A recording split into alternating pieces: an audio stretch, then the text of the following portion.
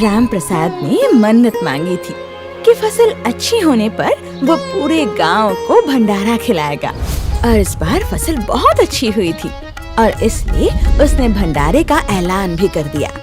लेकिन पड़ोसी गांव का झुपड़ू जो राम प्रसाद से ईर्ष्या करता था, वो ये नहीं चाहता था कि भंडारा सफल हो। हे भगवान, अब मैं क्या करूं? किसको जाके बोलूं? दोपहर होने को आई और यहाँ पत्ता तक नहीं हिला है। पूरा गांव आस लगाए बैठा है कि आज राम प्रसाद के यहाँ भंडारे में खाएंगे। किसी के घर आज चूल्हे पर दाना तक नहीं चढ़ा। और मेरी फूटी किस्मत तो देखो, ना शहर से हलवाई आया, ना गैस के सिलेंडरों की गाड़ी पहुंची। ऊपर से ये बादलों को देखो। मूसलाधार बारिश हो गई ना तो जो सूखा आटा रखा है वो भी गीला हो जाएगा। हे बजरंग बली, लाज रख लो प्रभु, नहीं तो मैं कहीं मुंह दिखाने लायक नहीं रहूंगा। अरे क्यों राम प्रसाद बेटा, सब ठीक ठाक तो है ना? हम तो सोचे कि अब तक हलवे की खुशबू पूरे गांव में महकने लगी होगी, पर यहाँ तो अभी आग भी नहीं सुलग पाई है। अरे बात क्या है, पत्तल तोने तो सज गए, पर खैया आने वाले हैं और रसोइया का कहीं अता पता ही नहीं है। काका क्या बताऊं, मैं तो जीते जी मर गया, समझो पूरी तरह बर्बाद हो गया। अरे शहर से जिस हलवाई को 60,000 रुपए एडवांस देकर तय किया था और जो गैस सिलेंडरों वाली गाड़ी आने वाली थी, वो सब रास्ते के कीचड़ में फंस गए। हलवाई का फोन आया था, बोल रहा था कि गाड़ी पलटने से बची है, आज आना मुमकिन नहीं है। अब इस मौसम में इस वक्त मैं कहां से दूसरा हलवाई लाऊं? अरे समझ नहीं आ रहा कि गांव वालों को क्या मुंह दिखाऊंगा। सब सोचेंगे कि राम प्रसाद कंजूसी कर गया, झूठी मन्नत मांग ली। अरे मेरी तो पूरी इज्जत मिट्टी में मिल जाएगी काका, और सबसे बढ़कर मेरे भगवान का प्रसाद अधूरा रह जाएगा। तड़प ले राम प्रसाद, जितना तड़पना है तड़प ले, इधर उधर भागने से कुछ नहीं होगा। अरे मैंने आने के सारे रास्ते बंद करवा दिए हैं और तेरे हलवाई को कीचड़ में उलझा दिया है। अब देखता हूँ खाली पंडाल में ये भंडारा कैसे करता है और गांव वालों को क्या मुंह दिखाएगा। अरे मालिक, राम प्रसाद को ऐसी हालत में देखकर मुझे भी बहुत खुशी हो रही है। बड़ा आया था भंडारा करने वाला। चिंता, शर्म और थकान के मारे राम प्रसाद का सिर फटने लगा। वो पंडाल के कोने में पेड़ की छांव में बैठ गया। रोते रोते और सोचते सोचते कब उसकी आंख लग गई उसे खुद पता नहीं चला। तभी बंद आंखों के पीछे उसे एक अजीब सा उजाला महसूस हुआ और एक भारी आवाज गूंजी। राम प्रसाद, ओ राम प्रसाद, सो रहा है तू? प्रभु, प्रभु आप साक्षात संकट मोचन, मुझसे कोई भूल हो गई क्या प्रभु? भूल नहीं, तू तो आलसी हो गया है। देख, मुझे बहुत तेज भूख लगी है। कहाँ है मेरा भोजन? कहाँ है राम जी का भोग? तूने तो ढिंढोरा पीट दिया कि भंडारा है और यहाँ पूरा गांव भूखा बैठा है और तू पैर पसार कर सो रहा है। उठ राम प्रसाद उठ, हिम्मत हारने से काम नहीं चलता। राम का काज कभी रुका है क्या जो आज रुक जाएगा? हनुमान जी की वो डांट इतनी असली थी कि राम प्रसाद जय श्री राम चिल्लाते हुए हड़बड़ाकर उठ बैठा। वो पसीने से तरबतर था और उसकी सांसें तेज चल रही थी।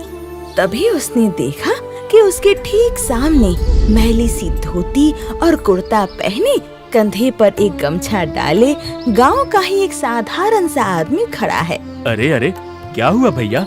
इतना काहे हाँफ रहे हो? काहे एकदम घबरा गए? कोई बहुत डरावना सपना देख लिया क्या इस दोपहरिया में? भाई मैं क्या बताऊं तुम्हें। अरे सपना होता तो झेल जाता, यहाँ तो हकीकत ही जान लेने पर तुली है। अरे मन्नत का भंडारा था आज, पूरे गांव को न्योता दे रखा है, पर न शहर से गैस आई न वो नामी हलवाई आया। सब रास्ते में फंस गए और अभी अभी इसी पेड़ के नीचे जब मेरी आंख लगी तो मुझे सपने में खुद साक्षात बजरंग बली दिखे। वो मुझसे कह रहे थे कि उन्हें भूख लगी है, प्रसाद कहाँ है? भाई मेरा तो दिमाग काम नहीं कर रहा। अरे भगवान मुझसे रूठ गए हैं, मैं क्या करूं, कहां सर पटकूं? अरे भैया, जब संकट मोचन ने खुद आकर कह दिया कि उन्हें भूख लगी है तो फिर संकट कैसा? इसका मतलब तो साफ है कि वो प्रसाद खाने जरूर आएंगे। तुम यहाँ अकेले बैठ के आंसू बहा रहे हो और ये भूल रहे हो कि जिस गांव को न्योता दिया है वो कोई बेगाने नहीं, तुम्हारा अपना परिवार है। चलो उठो, मिट्टी झाड़ो अपने बदन से। राम जी का काम कभी रुका है क्या? तुम कदम आगे बढ़ाओ, रास्ता अपने आप खुल जाएगा। उस साधारण से दिखने वाले आदमी की आवाज में कुछ ऐसी खनक थी और ऐसा दम था कि राम प्रसाद के भीतर सारा डर पल भर में गायब हो गया और उसकी रगों में एक नई ऊर्जा दौड़ गई। उधर दूर से कल्लू ये सारा नजारा देख रहा था और ध्यान से कुछ सुनने की कोशिश कर रहा था। उस अनजान आदमी की बातों ने राम प्रसाद के बुझते हुए हौसले में घी का काम किया। राम प्रसाद खड़ा हुआ और अपने कपड़े झाड़ने लगा। तभी उस अनजान आदमी ने गांव की तरफ रुख किया और अपने दोनों हाथ मुंह पर रखे और पूरी ताकत से चिल्लाकर आवाज लगाने लगा। अरे ओ गांव वालों, सुखदेव काका, रमेश भैया, राधा चाची, विमला ताई, अरे कहाँ हो सब के सब? जरा दौड़ के मैदान की तरफ आओ तो। हमारे राम प्रसाद भैया बड़ी आफत में फंसे हैं। शहर का हलवाई और गैस की गाड़ी रास्ते के कीचड़ में पलट गई है। न खाना बनाने वाला है, न कोई आग सुलगाने वाला है। अरे क्या आज हमारे संकट मोचन का भंडारा अधूरा रह जाएगा? सब दौड़ कर आओ भाई। अरे भाई, तुम ये क्या अनर्थ कर रहे हो? अरे काहे पूरे गांव को बुला के तमाशा खड़ा कर रहे हो? जब यहाँ राशन का सामान वैसे ही पड़ा है, न गैस है न हलवाई है, तो वो बेचारे भूखे प्यासे लोग यहाँ आके करेंगे क्या? मेरी जग हंसी मत करवाओ भाई, वैसे ही जी छोटा हो रहा है मेरा। तुम धीरज रखो राम प्रसाद भैया, अपनी आंखों से आंसू पोंछो और बस देखते जाओ। जब नीयत साफ हो और भूख साक्षात भगवान को लगी हो तो इंसानों की क्या औकात के काम रुक जाए। वो देखो, सुखदेव काका सबको लेकर आ रहे हैं। अरे अरे ये मुझे क्या हो रहा है? मैं राम प्रसाद के पंडाल की तरफ क्यों जा रहा हूँ? और ये मेरे साथ क्या हो रहा है? मैं नहीं जाना चाहता, फिर भी मेरे पैर को क्या हो रहा है? अपने आप क्यों बढ़ रहे हैं उस तरफ? उस अनजान आदमी की आवाज जैसे ही गांव की गलियों में गूंजी, लोग हैरान रह गए। देखते ही देखते बच्चे, बूढ़े, जवान और औरतें हाथ में जो था वैसे ही पंडाल की तरफ आ रहे थे। राम प्रसाद को सिर झुकाए खड़ा देख गांव के मुखिया सुखदेव काका आगे आए। अरे ओ राम प्रसाद, नीचे काहे देख रहा है रे बेटा? तूने पूरे गांव को अपना परिवार मानकर मन्नत का न्योता दिया था ना, तो आज जब इस परिवार के ऊपर विपदा आई है तो क्या हम सब तमाशा देखेंगे? अरे वो शहर का हलवाई नहीं आया तो क्या हुआ? हमारी विमला और राधा किसी नामी हलवाई से कम है क्या? अरे इनके हाथ के स्वाद के आगे बड़े बड़े होटल फेल हैं। झबरू दूर से ये सारा नजारा देख रहा था, कैसे पूरे गांव वाले पंडाल में एक साथ खड़े हैं। अरे क्या तमाशा लगा रखा है सारे गांव वाले एक साथ। मैंने तो सोचा था यहाँ एक बहुत बड़ा तमाशा होगा, लेकिन यहाँ तो सब राम प्रसाद का साथ दे रहे हैं। हाँ रे राम प्रसाद, तू तो एकदम बचपना कर गया। इतनी सी बात पे कोई रोने बैठता है भला? अरे रसोई संभालना तो हम औरतों का रोज का काम है। अरे ओ राधा, सरिता, शीला, सुनो सब, जाओ सब दौड़ो अपने अपने घर। जिसके यहाँ जो भी परात, बेलन, कढ़ाई और छन्नी हो सब उठा लाओ। आज संकट मोचन के भंडारे की पूरियाँ हम सब मिलकर बेलेंगे और सेकेंगे। चलो चलो जल्दी हाथ बटाओ। अरे सुनो सुरेश, वो शहर की गैस नहीं आई तो चूल्हा क्या नहीं जलेगा? अरे चलो सब के सब ट्रैक्टर उठाओ और जंगल की तरफ भागो। सूखी लकड़ियाँ, मोटे लट्ठे और उपले जितने मिले सब बीन कर ले आओ। यहाँ मिट्टी का बड़ा सा चूल्हा हम आधे घंटे में खोदकर तैयार कर देंगे। आज देसी आग सुलगेगी। जहाँ कुछ देर पहले ही सन्नाटा, मायूसी और हार थी, वहाँ अब किसी बड़े उत्सव जैसा माहौल बन चुका था। गांव के बच्चे पत्तल बिछा रहे थे, गांव की सारी औरतें हंसते गाते हुए आटा गूंद रही थी और रमेश और सुरेश ने मिट्टी के विशाल चूल्हे भी तैयार कर दिए थे। ताज्जुब की बात तो ये थी कि मौसम खराब था, पर बारिश की एक बूंद भी नहीं गिरी, जैसे बादलों को किसी ने रोक रखा था। और वो अनजान आदमी भी सबसे ज्यादा फुर्ती से काम कर रहा था। कभी लकड़ी लगाता तो कभी सब्जी चलाता। क्यों राम प्रसाद भैया, कहा था ना तुमसे, जरा देखो तो अपनी आंखों से। जब पूरा गांव एक हो जाए तो संकट मोचन के काम में कोई रोड़ा अटक सकता है भला। जरा इस सूजी के हलवे की खुशबू तो सूंघो। कसम गंगा मैया की, साक्षात अमृत जैसी महक आ रही है। मन तृप्त हो गया। भाई, आज तुमने मुझे उस पेड़ के नीचे नहीं जगाया होता, मेरी हिम्मत नहीं बंधाई होती, तो मैं तो जीते जी मर चुका था। तुम्हारा ये एहसान मैं जिंदगी भर नहीं भूलूंगा। पर भाई, एक बात पूछूं? मैंने तुम्हें इस गांव में पहले कभी नहीं देखा। तुम कौन हो और कहाँ रहते हो? अरे भैया, मैं तो बस यहीं आसपास ही भटकता रहता हूँ। जहाँ भी सच्चे दिल से राम का नाम लिया जाता है, वही मेरा ठिकाना बन जाता है। जहाँ कुछ देर पहले सन्नाटा और मायूसी का माहौल था, वहाँ अब किसी बड़े उत्सव जैसा माहौल है। गांव वाले मिलकर खाना बना रहे थे और पूरा पंडाल जैसे स्वादिष्ट खुशबू से महक रहा था। लेकिन पासे के पेड़ के पीछे खड़े झुबड़ू और कल्लू ये सब देखकर दंग रह गए। ये क्या हो रहा है? अरे मैंने तो सारे रास्ते ब्लॉक कर दिए हैं। ये चूल्हे के लिए लकड़ियां तक नहीं छोड़ी थी। फिर ये सब बिना हलवाई और बिना गैस के पूड़ियां कैसे बेल रहे हैं? और ये खुशबू, हलवे की खुशबू मेरे नाक के बाल जला रहे हैं। मालिक, ये तो जादू हो गया। अरे यहाँ तो पूरा गांव ही हलवाई बन गया है। अरे चुप रह कल्लू, जादू नहीं, ये मेरी साजिश को फेल करने की कोई चाल है, चाल। रुको, अभी जाकर इनका ये भंडारा मिट्टी में मिलाता हूँ। कोई न कोई गड़बड़ तो करनी ही पड़ेगी। अपनी साजिश को विफल होता देख झुबड़ू गुस्से में तिलमिला उठा और भंडारे को बर्बाद करने की नीयत से आगे बढ़ा। लेकिन जैसे ही उसने पंडाल की तरफ पैर बढ़ाया, अचानक चमत्कारिक रूप से उसका पैर फिसल गया और वो कीचड़ में आधे मुंह जा गिरा। हाय दैया, अरे मेरी कमर, मैं तो मर गया रे। अरे ओ कल्लू, अरे उठा साले, दूर खड़ा क्या देख रहा है? हाय दैया रे दैया। झुबरू ने बुरी नियत से भंडारा बिगाड़ना चाहा, पर रहस्यमय तरीके से उसका पैर फिसला और उसे बुरी तरह चोट लगी। झुबरू को कल्लू तुरंत पास के अस्पताल लेकर भागा। भगवान ने उसे उसके किए की सजा दे दी थी। राम प्रसाद ने उस आदमी की बात मानी और पूरे उत्साह से गांव वालों को भोजन परोसा।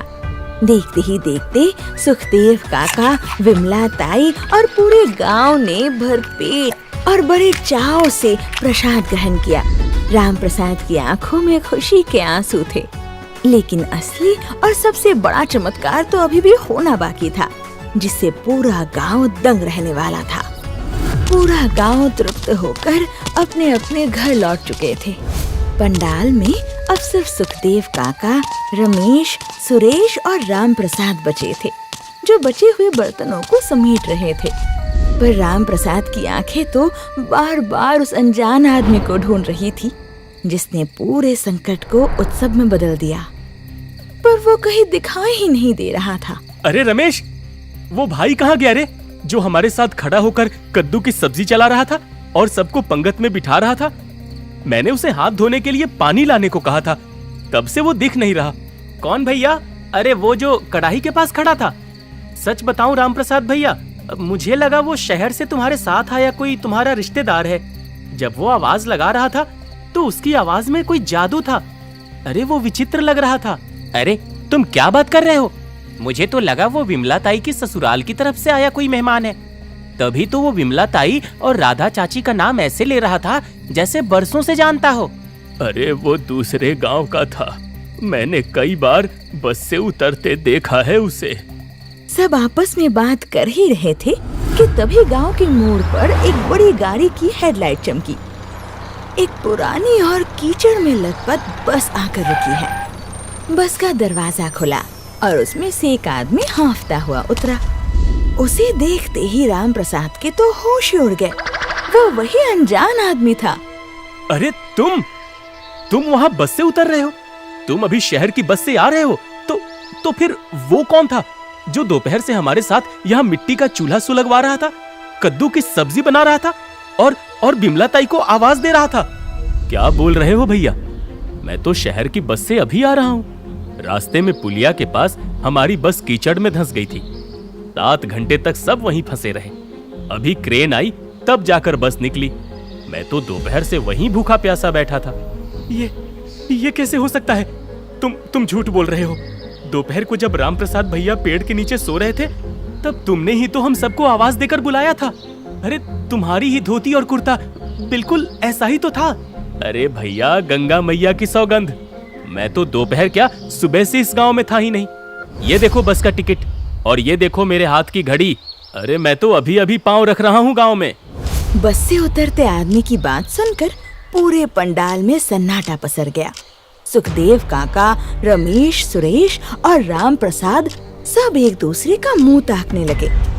तभी राम प्रसाद को दोपहर का वो सपना याद आया जब साक्षात हनुमान जी ने उससे कहा था, मुझे बहुत तेज भूख लगी है, कहाँ है मेरा भोजन? हे मेरे संकट मोचन, हे मेरे बजरंग बली, मैं कितना बड़ा मूर्ख था जो पहचान नहीं पाया आपको प्रभु। प्रभु ने कहा था कि उन्हें भूख लगी है। वो खुद भेष बदलकर आए थे। मेरे भगवान खुद भूखे रहकर मेरे साथ चूल्हा फूंक रहे थे, हमारे साथ कड़ाही चला रहे थे। राम प्रसाद, तू धन्य है बेटा, और धन्य है ये गांव जहां साक्षात पवन पुत्र ने आकर अपने हाथों से भंडारे का प्रसाद तैयार करवाया। अरे वो कोई इंसान नहीं था, वो खुद संकट मोचन थे जो अपने भक्त की लाज बचाने आए थे। कुछ घंटे बाद अस्पताल से पट्टी बंधवाकर झुबरू और कल्लू वापस मैदान की तरफ आए। उनके मन में अभी भी गुस्सा था कि भंडारा कैसे सफल हो गया। लेकिन जैसे ही वे पंडाल के पास पहुंचे, उन्होंने देखा कि राम प्रसाद और पूरा गांव भक्ति में डूबा है और हनुमान जी के मंदिर से एक दिव्य प्रकाश और खुशबू आ रही है। वो अलौकिक दृश्य देखकर झुबरू का सारा अहंकार एक पल में पिघल गया। मुझे माफ कर दे राम प्रसाद, मैं ही वो पापी हूँ जिसने रास्ते में पत्थर बिछवाए थे और तेरी मन्नत को बर्बाद करने की साजिश रची थी। अरे आज मैंने अपनी आंखों से देख लिया कि जिसकी रक्षा खुद बजरंग बली कर रहे हो, उसे दुनिया की कोई साजिश नहीं हरा सकती। मालिक, मैंने तो आपसे पहले ही कहा था कि पंगा मत लो, पर आपने नहीं सुनी। देखो, बजरंग बली से पंगा लेने का फल हमें अस्पताल की धूल चाट कर मिला। अब तो मालिक कान पकड़ लो, नहीं तो आगे से ऐसी किसी हरकत में मैं साथ नहीं हूँ। अरे सच कह रहा है कल्लू, मेरी बुद्धि भ्रष्ट हो गई थी रे। आज मुझे समझ आ गया कि भगवान का प्रसाद किसी की साजिश से नहीं रुक सकता। झुबरू, भगवान के यहाँ देर है, अंधेर नहीं। तूने मुझे नहीं, खुद अपने कर्मों को सजा दी है। चल, तू भी ये प्रसाद पाले, शायद इसी बहाने तेरा मन शुद्ध हो जाए। झुबरू ने पहली बार सच्चे मन से वो प्रसाद ग्रहण किया। उसके चेहरे से वो कुटिलता गायब हो चुकी थी और राम प्रसाद की उदारता और हनुमान जी के वो चमत्कार ने उस गांव के माहौल को पूरी तरह बदल दिया। पूरा गांव एक बार फिर जय श्री राम और जय बजरंग बली के जय जयकारों से गूंज उठा। और आज के बाद से झुबरू भी एक अच्छा इंसान बन गया और पूरा गांव मिलजुल कर रहने लगा।